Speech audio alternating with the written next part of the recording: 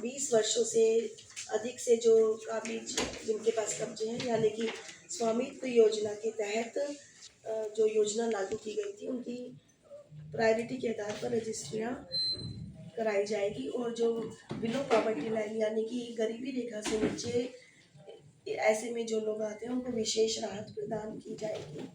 उसके साथ साथ महिलाओं को और ज़्यादा बेनिफिट देते हुए इनके अंदर जो मकान महिलाओं के नाम है, उन पर 25% हाउस टैक्स में भी छूट दी जाएगी। और पिछले दिनों जैसा देखने में आया था कि जो हमारे अवैध क्षेत्र थे, जब उनको वैध की श्रेणी में घोषित किया गया था, तो बीच बीच में कुछ ऐसी पॉकेट्स थी जो कि अवैध की श्रेणी में ही रह गई थी।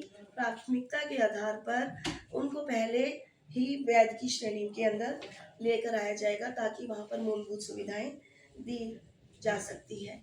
इसी तरह से नगर निगमों के अंदर जो गांव शामिल हो गए हैं, उनका हाउस टैक्स का सरलीकरण किया जाएगा।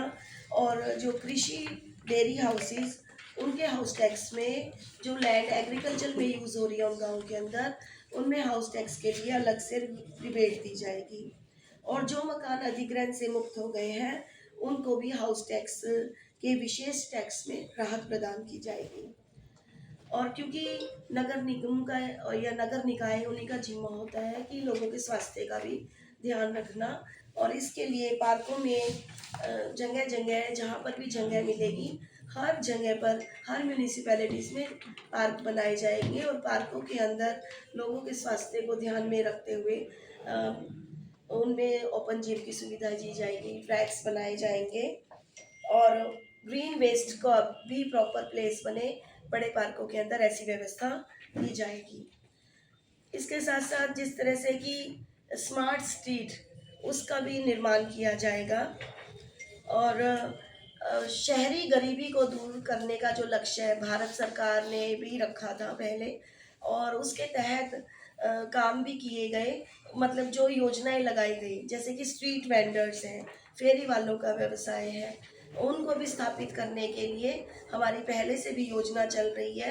रेहड़ी फड़ी वालों को 10,000 रुपये अगर वो लोन रीपे कर देते हैं, 50,000 रुपये उसके बाद दी जाती है, तो उनको व्यवसाय वो अपना स्थापित कर सके, उनको और ज़्यादा स्ट्रेंथन करने का काम किया जाएगा। सीवरेज ट्रीटमेंट प्लांट, क्योंकि हमारे शहरों के अंदर कहीं ना कहीं सीवरेज व्यवस्था दुरुस्त हो, इंफ्रास्ट्रक्चर और हमारा स्ट्रेंथन हो, इसके लिए सभी स्थानीय निकायों में जो रासायनिक कचरा है या औद्योगिक वेस्ट है, उनकी समस्या का निवारण करने के लिए सीवरेज ट्रीटमेंट प्लांट बनाए जाएंगे। इसी तरह से जो जल की निकासी है, यानी कि ड्रेनेज है, तो सभी स्थानीय निकायों के अंदर जल निकासी समस्या का स्थायी समाधान किया जाएगा। मैम, लगातार जिस प्रकार से बात कर रही है, क्योंकि आपका घोषणा पत्र ऑलरेडी आप आज लॉन्च किया है, तो अब जो है कांग्रेस ये कह रही है कि आप स्थानीय निकाय मंत्री। देखिए, मैं एक बार पूरा, क्योंकि प्रदेश की तरफ से है, तो इसमें जो प्रदेश ने, मैं उनके आपको हेडलाइंस बता देती हूँ। ये प्रदेश का घोषणा पत्र है। इसमें इसी तरह से जैसे चाहे ऑडिटोरियम है, एक ई लाइब्रेरी की स्थापना है, सफाई व्यवस्था को दुरुस्त करना है, महिलाओं के लिए अलग से बाजारों के अंदर पिंक टॉयलेट और उनके सैनिटरी नैपकिन वेंडिंग मशीनें लगाना, सौर ऊर्जा, सौर पैनल, इनको प्रोत्साहन करना। और जैसे ट्रैफिक की समस्या को दुरुस्त करने के लिए पर्यावरण और प्रदूषण पे काम करने के लिए इलेक्ट्रिक बसों का संचालन करना, स्वर्ग रोहिणी वाहन, पार्किंग व्यवस्था, कचरे का निस्तारण, सड़कों की गुणवत्ता, आवारा पशुओं से राहत, और ऑनलाइन सेवा केंद्र हर बूथ पर स्थापित किए जाएंगे, ताकि लोग अपनी समस्या बता सकें। और शहरों की सरकार का भी हम लोग सशक्तिकरण करेंगे, ताकि जो शहर के अंदर पार्षद चुने जाते हैं या मेयर चुने जाते हैं या चेयरमैन चुने जाते हैं, कि वो अपने आप में सशक्त हो और स्थानीय निकाय पर, स्थानीय लेवल पर ही वो समस्याओं का निपटारा कर सके। कभी कभी कांग्रेस पार्टी निगमों में भ्रष्टाचार के मुद्दे को उठा रही है कि प्रदेश में बीजेपी के शासन में निगमों में भ्रष्टाचार हुआ, यही वजह है कि जन समस्याएं ज्यादा हैं और हम इस भ्रष्टाचार को जड़ से खत्म। देखिए, मैं समझती हूँ, जब से भाजपा की सरकार 2014 में पहली बार हरियाणा के अंदर पूर्ण बहुमत से बनी थी, और हमारा जो पहला मोटिव यही था करप्शन को ख़त्म करना। और हमारे उस समय के मुख्यमंत्री मनोहर लाल जी वो यही कमिटमेंट हर किसी से लेते थे कि हम भ्रष्टाचार को बिल्कुल भी नहीं पनपने देंगे। और निस्संदेह आप इस बात को देखेंगे कि उससे पहले जो कांग्रेस की सरकार लगातार रही, उनका जो भ्रष्टाचार का लेवल है वो बहुत ज़्यादा था और उस पर अंकुश लगाने का हमने काम किया। और उसका उदाहरण यह है कि ट्रांसपेरेंसी हमारी 50,000 तक का, क्योंकि मैं निगम में मंत्री रही, हमने छोटा से छोटा काम भी कि निगम के अंदर अगर या निगम क्या किसी भी निकाय के अंदर अर्बन लोकल बॉडी की तीनों बॉडी के अंदर कोई भी काम 50,000 तक का भी है तो वो भी हमारा ऑनलाइन होगा। टेंडर की शर्तें भी सारी ऑनलाइन होंगी और बिल्कुल एक ट्रांसपेरेंट प्रक्रिया के तहत काम किया जाता है। और ये केवल आज कांग्रेस पार्टी का कोई जनाधार नहीं है, जनता उन्हें पूरी तरह से नकार चुकी है, उनका असली चेहरा लोगों के सामने आ चुका है। और जिस तरह से दिल्ली के अंदर भी लगातार तीसरी बार उन्हें जीरो मिला है, उनके पास और कोई मुद्दा नहीं है। मैम, अपने 2014 के चुनाव में बात कर ली जाए तो जी। कमल दीवान एक बात कहकर लोगों के बीच जा रही, जी। जिस टाइम हम मंत्री थी उस टाइम पे निगम में काम होने की वजह सिर्फ घोटाले हुए, खजूर घोटाला हुआ, टायर घोटाला हुआ, पार्क घोटाला हुआ। जी। इन मुद्दों को लेकर क्यों फिर जनता के बीच जा रहे हैं? देखिए, मैंने आपको क्या कहा कि कांग्रेस के पास आज कोई मुद्दा नहीं है, वो लोगों को बरगलाने का काम करते हैं। और मैं समझती हूँ कि जो 5 साल के काम यहाँ पर हमारे टेन्योर के अंदर हुए, हम विधायक रहे, यहाँ पर मंत्री रहे, तो मैं समझती हूँ कि आज हर गली का अंदर ये आवाज़ आ रही है कि उस 5 साल के दौरान जो काम हुए वो ना पहले कभी हुए। और इसी बरगला कर उन्होंने कांग्रेस पार्टी ने 2019 के चुनाव में वोट हासिल कर जीत हासिल की और उसके बाद उन्होंने उन कामों को भी तरफ मुड़कर नहीं देखा जो काम हमने शुरू किए थे। हमने 150 से भी ज़्यादा बार इतने सारे कचरे के पॉइंट ख़त्म करना, कम्युनिटी सेंटर बनाना। और मैं बार बार आपके माध्यम से पुनः एक बात को दोहराना चाहती हूँ, खजूर के पेड़ की जो बात बार बार की जाती है, सबसे पहली बात तो यही है कि वो खजूर के पेड़ हमने लगाए थे 6-6 फुट के हरे पेड़ और उनके वो ज़्यादा से ज़्यादा 3 या 3.5 लाख रुपए के पेड़ होंगे।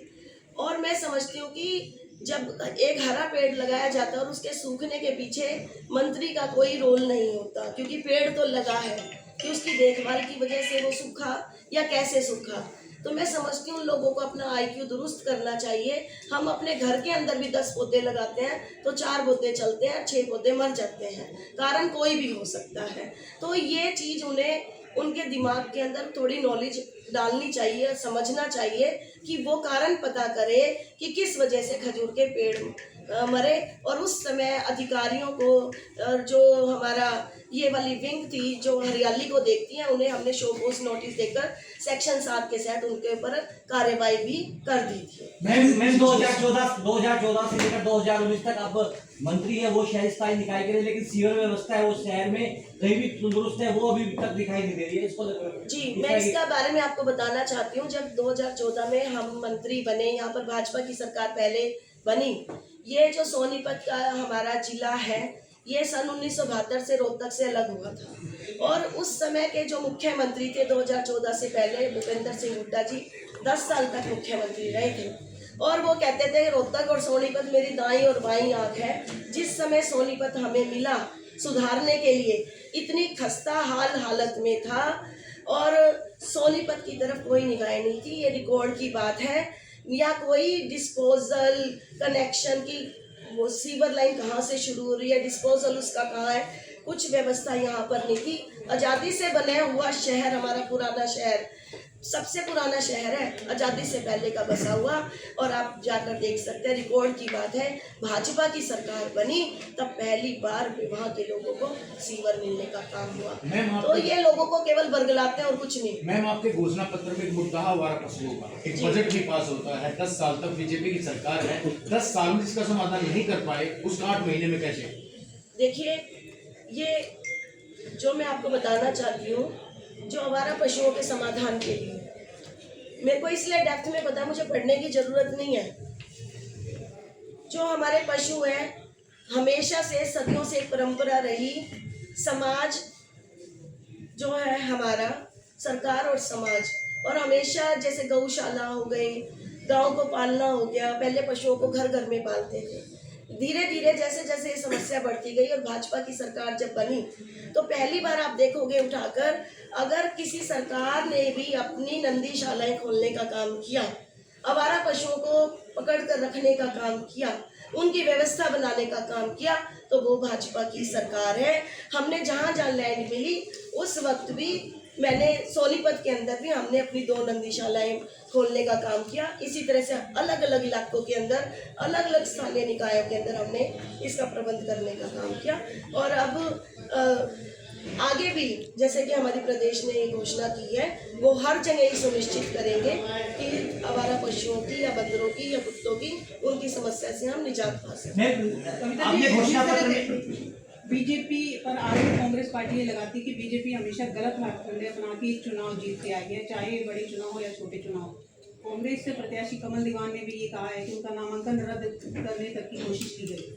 देखिए, सबसे पहली बात तो है ये इनका ये एक ट्रेंड बन चुका है सोनीपत या हरियाणा में नहीं, पूरे देश के अंदर। जब ये चुनाव जीतते हैं तो सब कुछ ठीक होता है, ईवीएम भी ठीक होते हैं, सारे प्रोसीजर भी ठीक होते हैं। अभी हरियाणा के अंदर लोकसभा में 5 और 5 50-50 रहा तो बड़े खुश थे, इतने खुश थे कि ये मुख्यमंत्री बनकर सोते थे, और जनता ने इन्हें आईना दिखाने का काम कर दिया, तो ये लोग दूसरी चीज़ों पे ठीकरा फोड़ते हैं। मैं आपने घोषणा पत्र को ही आपके घोषणा पत्र को ही विपक्ष मुद्दा बनाता हुआ नजर आ रहा है। कह रहा है कि 12 साल के लगभग 11 साल के आसपास वो सरकार को बदे हो गया है, लेकिन टूटी सड़कें हैं वो भी घोषणा पत्र में अभी भी उन्होंने लगा के कि टूटी सड़कों का मरम्मत होगा। शहर की पोश इलाके की सड़कें टूटी हुई है। देखिए, मैं इस पर यही बात कहना चाहती हूँ और सोनीपत की जनता से और पूरे हरियाणा की जनता से ये अपील करना चाहती हूँ कि जो गलती सोनीपत की जनता ने की, बीच की कड़ी टूट गई। आज केंद्र में भाजपा की सरकार है, हरियाणा में भाजपा की सरकार है। अगर आप तीसरी बॉडी भी, आपको विकास चाहिए तो आपको अपनी बॉडी में एक सरकार बनाने के रखनी पड़ेगी और ऐसी नियत का नेता चुनना पड़ेगा जिसकी काम करने की मंशा हो। तो सोनीपत के अंदर 2019 के बाद जो प्रतिनिधि मिले, उनकी ना काम करने की नियत थी, ना उनका पार्टी से कोई संबंध था, ना उन्हें शहर के सुख दुख के बीच में उनकी समस्याओं से कोई लेना देना नहीं था। और कहते हैं कि भाई आपका पैर भी करने वाला, आपका थानेदार, आपका वो जो इन्वेस्टिंग ऑफिसर तो बढ़िया हो, तभी तो आपके काम होंगे। तो जो ऑफिसर इस जनता ने चुने उस समय, तो उसका खामियाजा जनता को भुगतना पड़ा।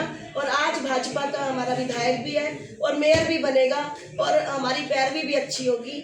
हरियाणा में भी सरकार है और ऊपर भी सरकार है और सारे काम दुरुस्त होंगे। और आज हम मौके पर जाके देख सकते हैं, जैसे टिकट जैन साहब की डिक्लेयर हुई है, जगह जगह काम आपको सड़कों पे होते हुए दिखेंगे, क्योंकि काम करने की नीयत देखी जाती है। मैम, आपके